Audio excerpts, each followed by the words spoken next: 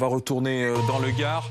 Nous sommes avec le procureur du Gard, Éric Morel, qui est en direct avec nous. Bonsoir, monsieur le procureur.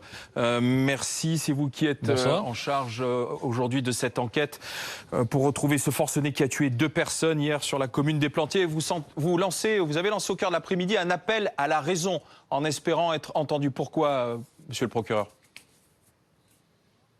Et parce que le dispositif de gendarmerie très important qui est mis en place a pour but de localiser le fugitif et, je l'espère, de l'interpeller sain et sauf, bien entendu, en veillant à la sécurité des populations et tout particulièrement des gendarmes qui sont sur ce dispositif. Mais j'espère que nous pourrons l'interpeller sain et sauf parce que, comme je l'ai indiqué, je souhaite qu'il puisse expliquer devant la justice, que les familles des victimes puissent comprendre les raisons de son passage à l'acte. C'est quelque chose qui m'apparaît fondamental. L'hypothèse qu'il soit à l'écoute ou qu'il suive l'enquête quasiment en direct est une hypothèse fortement plausible pour vous? Non, absolument pas. Au vu des éléments des investigations, il serait parti sans moyen de communication. Néanmoins, c'est quelqu'un qui est très réfléchi, qui semble avoir préparé sa fuite. En tout cas, qu'il l'a organisé sur les moments qui ont suivi son passage à l'acte.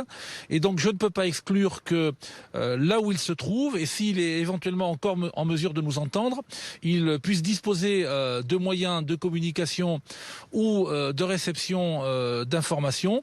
Et c'est la raison de mon message, de façon à ce que cette affaire se termine la plus pacifiquement possible et dans l'intérêt de tous.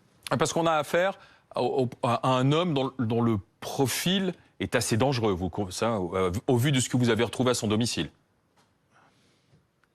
Oui, c'est un homme dont le profil inquiète les enquêteurs, car les perquisitions ont permis de retrouver à son domicile une douzaine d'armes, un lot très important de munitions, 3300 cartouches de tout calibre.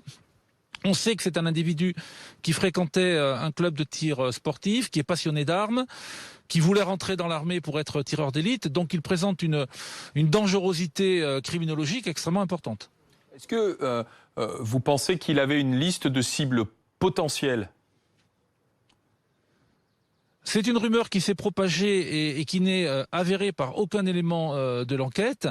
Il avait des griefs, il avait des récriminations formulées contre un certain nombre de personnes, à la fois des habitants de la commune et d'autres personnes extérieures à la commune. Ce n'est pas une liste, c'est plutôt un panel de récriminations visant un certain nombre de personnes. C'est pas un projet de passage à l'acte contre telle ou telle personne. Est-ce qu'on a affaire à un profil que l'on peut qualifier aujourd'hui de survivaliste ou de paramilitaire ? Non, c'est pas un paramilitaire. Il n'est pas rien dans l'enquête pour l'instant ne permet de le rapprocher d'organisations paramilitaires, d'associations survivalistes. Il a un intérêt pour les questions survivalistes, mais il n'est pas repéré, identifié comme étant un survivaliste ou un paramilitaire. C'est un homme qui aime les armes, qui a voulu faire une carrière dans l'armée, qui s'entraîne au maniement des armes, mais le terme de paramilitaire ou de survivaliste ne lui est pas approprié. Est-ce qu'il était connu dans le village comme quelqu'un de discret ou d'inquiétant ou d'exubérant ? Alors c'est un homme qui est né en 1992, qui, je tiens à le souligner, n'a aucune mention à son casier judiciaire, mais qui effectivement avait des démêlés, comme on peut en avoir dans les villages, avec ses voisins, avec les autorités municipales, et dont le comportement inquiétait effectivement certains habitants de la commune. Je m'en entretenais tout à l'heure avec le maire de la commune, qui me faisait part notamment qu'une de ses collaboratrices était particulièrement inquiète chaque fois qu'elle le croisait. Donc un certain nombre d'habitants de cette commune ressentaient une forme d'inquiétude à son contact. Mais il n'y avait pas eu de signalement auprès des autorités ? Non, il y avait eu des plaintes déposées par lui, qui avait été classé sans suite par le parquet d'Alès. À la suite de ces plaintes, il faisait lui-même l'objet d'une procédure pour dénonciation calomnieuse et cette procédure était en cours et devait aboutir devant le tribunal correctionnel. Mais cet homme n'avait jamais été repéré ou dénoncé pour des faits de menaces, des faits de violence. On était véritablement sur des relations tendues, mais pas quelque chose qui avait jusque-là pu attirer l'attention de qui que ce soit. Rien qui ne pouvait donc laisser présager de ce passage à l'acte terrible ou de ce double meurtre d'hier ou double assassinat. Non, c'est véritablement un traumatisme au sein de ce village, qui est un village de petite importance, où tout le monde se connaît, tout le monde vit côte à côte. Les membres de la famille du fugitif travaillent avec des membres de la famille des victimes, tout le monde se côtoie, les maisons se touchent. Et jusqu'à présent, son comportement, qui pouvait parfois inquiéter les habitants de la commune, n'avait pas été tel qu'il justifie une alerte aux autorités compétentes. Monsieur le procureur Morel, qu'est-ce qui, sur son profil sur les réseaux sociaux, laissait à penser qu'il pouvait devenir quelqu'un d'inquiétant ou de paranoïaque? Qu'est-ce qui a été relevé sur son profil Facebook notamment? Écoutez, les enquêteurs sont en train de travailler sur son profil Facebook. Je ne suis pas psychiatre. Le fait est, c'est que il s'est mis en scène et que les premiers éléments de l'enquête démontrent et attestent de cette passion qu'il a pour les armes, mais comme nombre de nos concitoyens. Donc aujourd'hui, bien entendu, avec le recul et maintenant qu'on connaît son profil Facebook, ça nous donne quelques éléments.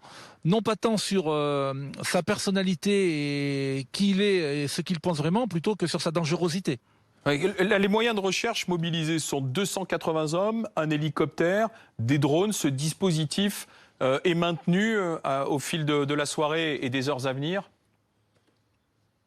Alors ce dispositif qui compte à l'heure actuelle plus de 300 militaires de la gendarmerie, 3 hélicoptères, des moyens techniques extrêmement sophistiqués, le GIGN est sur place, ce dispositif est maintenu et les militaires de la gendarmerie continuent à faire du ratissage de zone, à boucler les points de passage obligés pour tenter de localiser cet homme et parvenir à l'interpeller dans les meilleures conditions possibles pour tout le monde. Oui, ce que vous voulez, c'est éviter l'affrontement, bien sûr. Les heures qui passent jouent en votre faveur ou en la sienne? Les deux. Il est sur un territoire qu'il connaît bien, c'est un chasseur, il est du pays, donc il connaît tous les sentiers, il connaît toutes les caches. Mais les militaires de la gendarmerie font un travail absolument remarquable, ils sont très engagés. Le dispositif qui est mis en place couvre une très importante zone qui est progressivement resserrée et chaque quadrilatère de cette zone sur les cartes d'état-major est systématiquement exploité. Après, pour lui, il faut tenir dans le temps, c'est-à-dire qu'il faut avoir les moyens de résister au froid, il faut avoir de quoi manger, il faut résister au stress, à la fatigue, et donc ce temps-là peut aussi jouer en notre faveur. Est-ce qu'il peut bénéficier de complicité selon vous?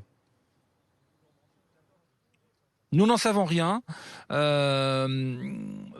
C'est un territoire qui est marqué par un grand esprit de solidarité, mais la population est aussi fortement marquée et traumatisée par ce qui est advenu.